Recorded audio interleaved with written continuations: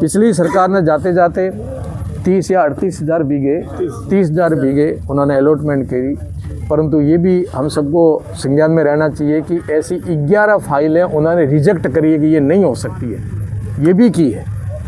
उसकी चर्चा नहीं हो रही है, चर्चा ये हो रही है कि उनकी सरकार ने ये किया, पर ये भी हो रही है कि 11 फाइलें उन्होंने वापस निरस्त करके भेज दी।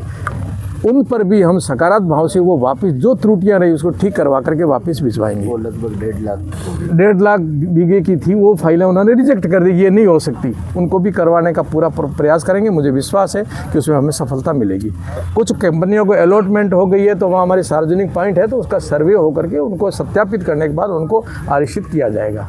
मैं पुनः जितने भी आंदोलन में बैठे थे उन सबका हृदय से साधुवाद करता हूं कि हम सब ने एक टीम वर्क किया, और ये कोई व्यक्ति के लिए नहीं था, किसी क्षेत्र के लिए नहीं था, ये हम सब के लिए था और एक भविष्य के लिए था, जैसलमेर के आने वाली लोगों के लिए था। ये इसलिए मैं बधाई देते हुए मेरी बात को पूरी करता हूं कि आज का आपने जो सकारात्मक भाव के साथ में और दूरदर्शिता के साथ में आपने जो परिचय दिया उसके लिए धन्यवाद देता हूँ। सभी आंदोलनकर्ताओं का पुनः हृदय से साधुवाद। विशेष करके मेरे परिवार के महाराज श्री जी ने बहुत बड़ा संकल्प लिया, क्योंकि संत का दर्द संत जानता है और संत के साथ संत खड़ा रहता है, संत समाज के लिए।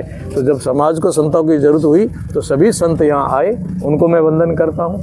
महारावल साहब ने भी बहुत गंभीरता से इस विषय को लिया, जैसलमेर दरबार साहब ने, उनको भी हृदय से साधुवाद करता हूँ। बाहर से संत है उनका भी वंदन करता हूँ। हमारे स्थानीय संतों ने इसको आगे भी संतों के नेतृत्व में और संतों के हाथ से ही ये काम सफल होगा, ऐसा मैं मानता हूँ। अभी क्या रहा, कलेक्टर के साथ लंबी बैठक चली, लिखित में आश्वासन मिला जी, आदेश नहीं, ऐसा है, जो हमारी ओरण बचाओ आंदोलन कमेटी है, इन्होंने जो विषय रखे हैं उस विषयों पर सहमति हुई और एक एक विषय बिंदु पर चर्चा भी हुई, और आदेश निकालते हैं जिलाधिकारी तो वो आदेश निकाल देंगे। और जो कोई रही है बात तो इनको कहा आप सीधे शहर से आकर के मिल सकते हैं, कभी भी मिल सकते हैं। आपके सुझाव है वो ला के कलेक्टर साहब ने कहा मुझे दे दीजिए, और बिल्कुल करेंगे उन पर कार्रवाई। हाँ ठीक है, समय की मर्यादा है, कुछ काम कब होते हैं कब होते हैं, इस समय की मर्यादा के अनुसार हम सब लोग इसको जल्दी से जल्दी निपटाने का प्रयास करेंगे।